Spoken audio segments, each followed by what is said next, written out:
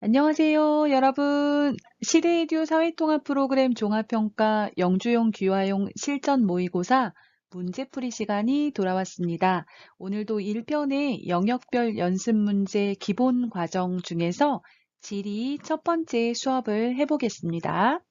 지리 부분의 1번에서 10번까지 문제를 같이 풀어볼게요. 1번, 한국의 기후와 계절에 대한 설명으로 옳은 것은 1. 한국의 봄은 꽃샘추위가 있지만 따뜻해지면서 꽃이 핀다. 2. 여름은 무덥고 비가 많이 내리며 황사가 불어오는 날이 많다. 3. 한국의 가을은 비가 많이 오지만 화창한 날씨인 경우도 많다. 4. 한국의 겨울은 차가운 바람의 영향으로 춥고 눈이 와서 습하다. 자, 옳은 것이 무엇인지 한번 찾아보겠습니다. 자, 1번. 한국의 봄은 꽃샘추위가 있지만 따뜻해지면서 꽃이 핀다. 어때요? 맞죠? 1번이 정답입니다. 1번이 맞는 답이고요. 한국의 봄에는 꽃샘추위가 찾아옵니다. 꽃샘추위는 꽃이 피는 시기에 날씨가 갑자기 추워지는 것을 말하는데요. 꽃이 피는 걸 질투해서 추워진다. 그런 의미로 꽃샘추위라고 합니다. 하지만 이제 봄이 시작하는 초봄에는 꽃샘추위가 있지만 봄이기 때문에 따뜻해지면서 꽃이 피게 되죠. 맞고요. 자, 2번. 여름은 무덥고 무덥다는 아주 덥다 그런 의미입니다. 자, 여름은 무덥고 비가 많이 내리며 여기까지 맞죠? 황사가 불어오는 날이 많다. 황사가 틀렸습니다. 자, 황사는 언제 일어나는 현상이에요? 황사는 한국의 봄에 일어나는 현상입니다. 봄에 중국 쪽으로부터 이제 모래바람이 불어오죠. 그래서 지금은 코로나 때문에 뭐 봄, 여름, 가을, 겨울 계속 마스크를 쓰고 다니지만 이 코로나가 일어나기 전에는 주로 봄에 마스크를 많이 사용했었습니다. 자, 3번. 한국의 가을은 비가 많이 오지만 화창한 날씨인 경우도 많다. 자, 한국의 가을은 비가 많이 오지 않습니다. 그래서 여기가 틀렸습니다. 보통 한국의 가을은 건조한 편입니다. 비가 오지 않고 맑고 화창한 날씨가 계속되기 때문에 건조한 날씨이다. 이렇게 기억하시면 좋겠습니다. 자, 4번. 한국의 겨울은 차가운 바람의 영향으로 춥고 눈이 와서 습하다 말했는데요. 자, 차가운 바람의 영향으로 춥고 그리고 눈이 옵니다. 하지만 습하지는 않습니다. 습하다가 틀렸습니다. 왜 그러냐면요. 여러분, 한국의 제가 지도를 잘 못 그리는데, 자, 지도를 보시면 겨울에는 이제 북쪽에서 차가운 바람이 불어오게 됩니다. 근데 북쪽은 육지예요. 바다가 아니고 육지거든요. 그래서 위쪽에서 바람이 불기 때문에 이 바람이 추워요. 춥고요. 그리고 육지 쪽에서 바람이 불어오기 때문에 이 공기가 어떠냐면요. 건조한 상태입니다. 그래서 겨울에도 눈은 가끔 오지만 전체적인 공기는 건조하다 이렇게 기억하시면 되겠습니다. 그래서 답은 1번이 되겠습니다. 자, 2번. 한국의 지형에 대한 설명으로 옳지 않은 것은 1. 한국은 산이 국토의 약 65%를 차지하고 있는 나라다. 2.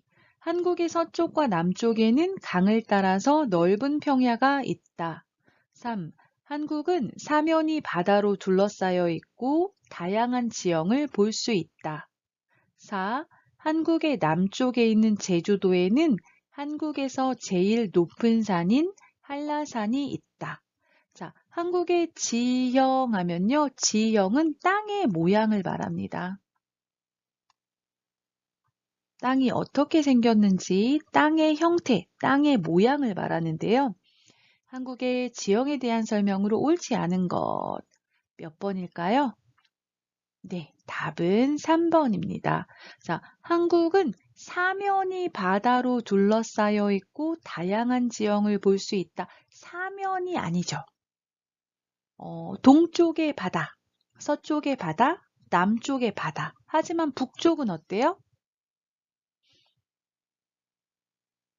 자, 동쪽의 바다, 서쪽의 바다, 그리고 남쪽에 바다가 있습니다. 그쵸?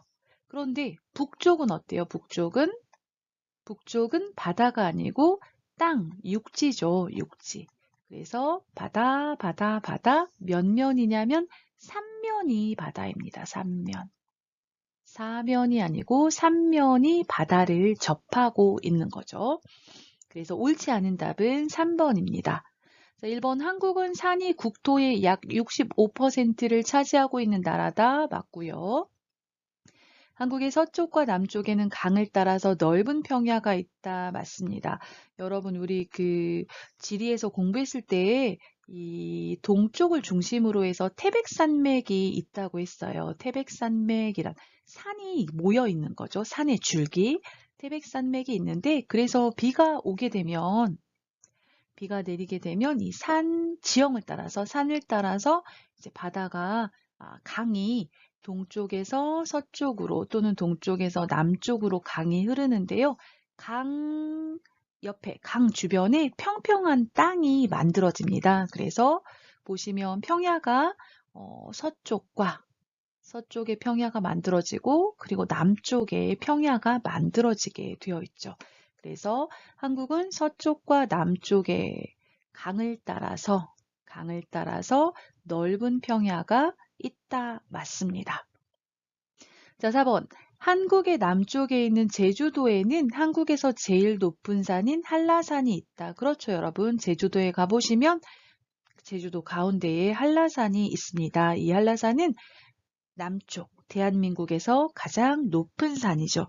그래서 이번에 옳지 않은 답은 3번, 한국은 사면이 바다로 둘러싸여 있고 다양한 지형을 볼 수 있다. 이것이 옳지 않은 답입니다. 3. 서울에 대한 설명으로 옳지 않은 것은 1. 문화시설과 편의시설이 서울에 집중되어 있다. 2. 서울에는 정부의 주요 기관들이 집중되어 있다. 3. 최근에는 관공서를 서울로 옮기는 경우가 많다. 4. 대한민국의 수도로 중앙에 좌우로 한강이 흐른다. 자, 서울에 대한 설명으로 옳지 않은 것을 고르는 문제입니다. 틀린 것을 고르는 문제고요.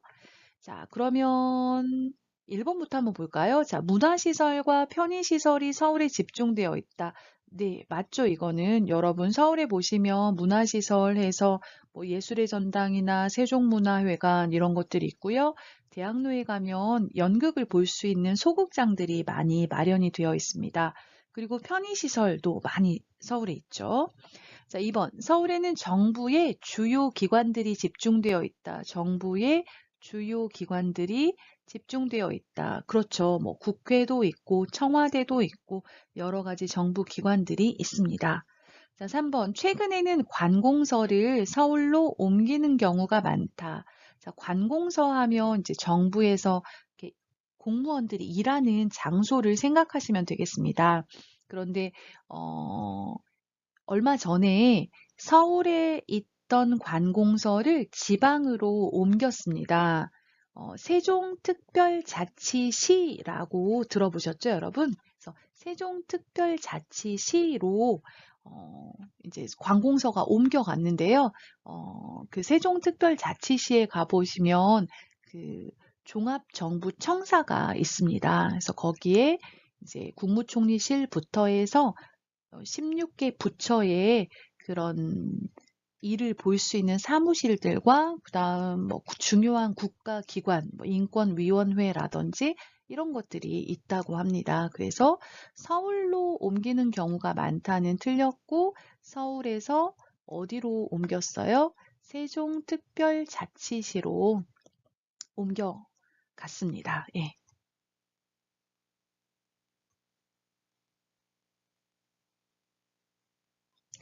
정부 종합청사가 이제 세종특별자치시에 마련이 되어 있습니다. 자, 4번. 대한민국의 수도로 중앙에 좌우로 왼쪽에서 왼쪽, 오른쪽, 좌우 말하는 거죠. 한강이 흐른다. 맞습니다. 한강이 동쪽에서 서쪽으로 흐르고 있는데요. 이제 서울을 가로로 가로질러서 흐르고 있죠. 그래서 옳지 않은 답은 3번. 최근에는 관공서를 서울로 옮기는 경우가 많다가 옳지 않은 답이 되겠습니다. 4번. 다음 빈칸에 알맞은 단어는 자, 이것은 한국의 국의 도 중에서 가장 많은 인구를 가진 곳으로 서울에 넘쳐나는 인구를 수용하기 위해 신도시가 계속 생겨나고 있다. 그로 인해 주거시설과 문화, 교육시설이 발달했으며 농업, 공업, 어업, 축산업 등 여러 산업이 골고루 발달하였다. 1. 강원도 2. 경기도 3. 충청북도 4. 전라남도 자, 어떤 도를 말하는지 찾는 건데요. 한번 보겠습니다. 한국의 9개의 도 중에서 가장 많은 인구를 가진 곳이다. 사람이 가장 많이 살고 있다. 자, 이것만 봐도 사실 고를 수가 있어요. 어디에 사람이 가장 많이 살고 있어요? 경기도에 사람이 가장 많이 살고 있습니다. 경기도에 1,300만 명 정도가 거주하고 있다고 합니다. 서울에 1,000만 명 정도가 살고 있거든요. 경기도에 더 많은 사람이 살고 있습니다. 그래서 서울에 넘쳐나는 인구를 수용하기 위해서 신도시가 계속 생겨난다. 자, 서울이 있어요. 서울의 인구 집중 문제 때문에 이 인구를 분산시키기 위해서 서울 주변에 신도시를 만들기 시작했죠. 지금은 이제 경기도 아래쪽까지도 신도시가 많이 생기고 있는데요. 그래서 서울의 넘쳐나는 인구 집중 문제를 해결하기 위해서 신도시를 만들고 있는 곳 하면 경기도구나 이렇게 생각하시면 되겠습니다. 그것으로 인해서 주거시설, 문화시설, 교육시설이 발달했으며 경기도는 골고루 산업이 발달해 있습니다. 그래서 농업도 발달해 있고 공장이 많아요. 그래서 공업, 그리고 서해로 바다가 있잖아요. 그래서 어업, 그리고 축산업 등 여러 산업이 골고루 발달해 있습니다. 그래서 4번의 정답은 2번 경기도가 되겠습니다. 5번 인천에 대한 설명으로 옳지 않은 것은 1. 무역이 많이 이루어지고 있는 한국의 대표적인 항구도시다. 2. 서울과 경기도의 동쪽에 위치해 있으며 인천국제공항이 있다. 3. 2014년에는 인천 아시안게임을 주최하여 이름을 널리 알렸다. 4. 서울을 제외한 수도권의 도시 중 가장 큰 도시로 섬들이 많다. 자, 인천에 대한 설명으로 옳지 않은 것, 틀린 것을 찾는 문제입니다. 몇 번일까요? 답은 2번이 되겠습니다. 자, 여러분 인천 위치를 한번 생각해 보세요. 서울이 있고 서울의 어느 쪽에 인천이 있어요? 네, 어느 쪽에 있어요? 서쪽에 있죠. 서울에서 서쪽으로 있습니다. 동쪽이 아니죠. 그래서 서울과 경기도가 있고 서울과 경기도의 어느 쪽? 서쪽. 서쪽에 위치해 있죠. 동쪽에 위치해 있으며 이게 틀렸습니다. 서쪽에 위치해 있죠. 인천국제공항이 있다. 이건 맞습니다. 자, 1번. 무역이 많이 이루어지고 있는 한국의 대표적인 항구도시이다. 인천항이 있잖아요. 그래서 항구도시다. 그렇게 볼 수 있습니다. 물론 부산도 대표적인 항구도시입니다. 자, 3번. 2014년에 인천 아시안게임을 주최하여 이름을 널리 알렸다. 맞죠? 2014년에 인천에서 아시안게임을 주최했고요. 4번. 서울을 제외한 수도권의 도시 중 가장 큰 도시로 섬들이 많다. 수도권, 서울에서 가까운 지역에 있는 도시 중에서는 가장 큰 도시인 것이 맞죠. 그러니까 한국 전체로 볼 때는 서울이 가장 크고 부산이 커요. 그런데 여기서는 수도권의 도시 중에서 가장 큰 도시다. 서울 다음으로. 맞죠. 그리고 인천에는 많은 섬들이 있습니다. 그래서 1번, 3번, 4번은 옳은 설명이고요. 옳지 않은 것은 2번이 되겠습니다. 6번 한반도의 동쪽에 위치한 주요 산맥으로 남북을 가로지르는 산맥의 이름은 1. 차룡산맥, 2. 설악산맥, 3. 호남산맥, 4. 태백산맥. 자, 어디인가요? 어떤 산맥이죠? 네, 답은 4번의 태백산맥입니다. 우리 책에 나오는 산맥이 태백산맥 하나밖에 없어요. 그래서 그렇게 찾으시면 되겠습니다. 그러니까 한반도를 보시면 여러분 한반도가 이렇게 있어요. 지도 너무 잘 못 그렸는데요. 네. 자, 한반도를 보시면 북쪽에서 남쪽으로 이렇게 산들이 모여 있습니다. 이것을 태백산맥이라고 합니다. 네. 그래서 답은 4번의 태백산맥이 맞겠습니다. 자, 7번. 다음 빈칸에 알맞은 단어는 이것은 해안선이 단조롭고 수많은 해수욕장이 발달해 있다. 그리고 근처에 설악산과 오대산 등 아름다운 국립공원들이 있어서 관광산업이 발달했다. 1번 동해, 2번 서해, 3번 남해, 4번 다도해 나왔는데요. 자, 몇 번일까요? 바다를 고르는 문제인데요. 자, 해안선이 단조롭다. 바다와 육지가 만나요. 그걸 해안선이라고 하는데요. 해안선이 단순하게 생겼어요. 그리고 수많은 해수욕장이 발달해 있고요. 근처에 설악산과 오대산 등 아름다운 국립공원이 있어서 관광산업이 발달했다. 자, 바다를 보시면 지리라서 지도를 그려야 되는데 여러분 우리나라 지도, 대한민국 지도를 보시면요. 동쪽은 좀 이렇게 단조롭게 이렇게 해안선이 만들어져 있습니다. 반면에 서쪽은 보시면 들어가고 나오고 들어가고 나오고 이런 것들이 많고요. 섬이 또 많이 있습니다. 섬이. 지도를 한번 확인해 보세요. 그래서 해안선이 단조롭고 해수욕장, 동쪽 바다는 모래사장이 발달해서 바다가 파랗고 또 모래사장이기 때문에 깨끗하다고 했어요. 반면에 서해 바다는 갯벌이 많이 발달했다고 했죠. 갯벌이 많이 발달해 있다. 그렇게 말했고요. 동해 바다는 모래사장이 발달해 있고 그리고 해안선이 좀 단순하다, 단조롭다 이렇게 말했죠. 그리고 설악산이 강원도에 있잖아요. 강원도에 설악산, 오대산이 있죠. 그래서 여기는 어느 바다예요? 동해바다가 되겠습니다. 그래서 1번의 동해바다고요.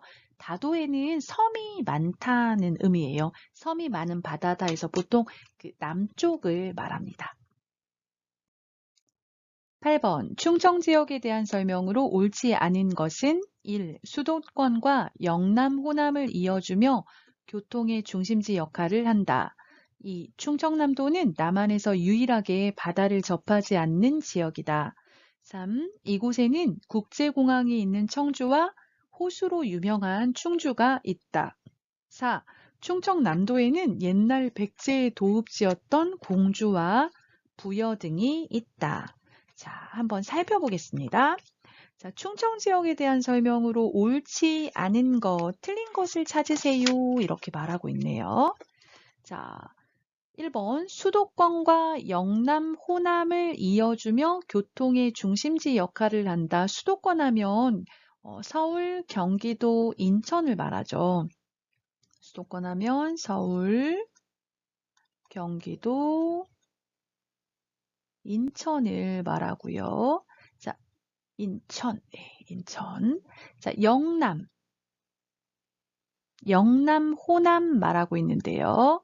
자, 영남 하면 경상남도, 경상북도, 경상 지역을 말하죠. 영남 하면 경상 지역을 말하고.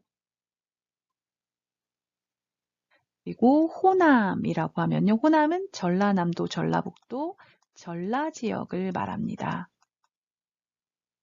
그래서 여러분 보시면 충청 지역이 서울, 경기도, 인천의 수도권과 경상 지역, 영남, 호남 지역, 전라 지역을 연결해 주는 곳이죠. 그래서 중간에 있어서 교통의 중심지 역할을 한다. 맞습니다. 자, 2번 충청남도는 남한에서 유일하게 바다를 접하지 않은 지역이다. 자, 9개의 도 중에서 딱 하나만 바다가 없습니다. 자, 거기가 어딜까요? 남도일까요? 아니요, 그렇지 않습니다. 충청남도가 아니고 충청북도입니다. 충청북도.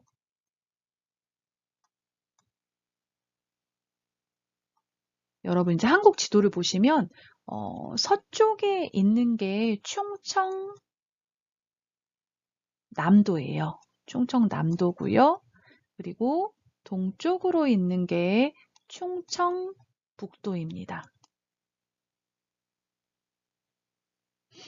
충청남도는 서해를 만나고 있죠. 서해 바다를 만나고 있어서 바다가 있고요. 충청북도만 바다가 없습니다. 그래서 답은 2번이 틀린 답, 옳지 않은 답입니다. 자, 3번. 이곳에는 국제공항이 있는 청주와 호수로 유명한 충주가 있다. 여러분, 충청북도에는 이제 큰 도시가 청주와 충주가 있는데요. 충주가 있는데요. 청주에는 국제공항이 있습니다. 국제공항과 청주국제공항이죠. 그리고 KTX 오송역이 있습니다. 그리고 충주에는 뭐가 있냐면요. 큰 호수가 있어요. 충주호라는 큰 호수가 있습니다. 그러면 충청남도에는 뭐가 있을까요? 네, 4번 볼까요? 충청남도에는 옛날 백제의 도읍지 하면 수도를 말합니다. 수도. 지금 대한민국의 수도는 서울이잖아요. 삼국시대 백제의 도읍지였던 공주와 부여가 충청남도에 있습니다. 충청남도에 공주, 부여가 있는데요. 공주와 부여는 4번에서 말한 것처럼 백제의 수도였습니다. 그래서 뭐 공주, 부여가 나오면 아, 백제구나 이렇게 생각하셔도 될 것 같습니다. 그래서 8번의 충청지역에 대한 설명으로 옳지 않은 것은 2번 충청남도는 남한에서 유일하게 바다를 접하지 않는 지역이다 라고 말한 것이 옳지 않은 답입니다. 자, 9번. 다음 빈칸에 알맞은 단어는 자, 이 지역은 영남 지역이라고 불리며 공업단지가 많이 들어서 있고 경주를 중심으로 신라의 불교 문화유산이 안동을 중심으로 조선의 유교 문화유산이 자리 잡고 있다. 또한 한국의 가장 동쪽에 있는 섬인 독도도 여기에 속한다. 1번 강원 지역, 2번 경상 지역, 3번 전라 지역, 4번 충청 지역. 자, 이 지역을 영남 지역이라고 부릅니다. 영남 지역. 그리고 공업단지가 많이 들어서 있고요. 경주가 있어요. 경주하면 어디예요? 경상도죠, 경상도. 그래서 경상 지역이 정답입니다. 그래서 경주를 중심으로 불교 문화유산 경주는 삼국시대 신라의 도읍지였고 통일신라 시대에도 수도였잖아요. 그래서 경주에 많은 불교 유산이 있습니다. 그리고 안동 하회마을 기억하세요, 여러분? 그래서 안동 하회마을에 가보시면 조선의 유교 문화 유산을 확인할 수가 있습니다.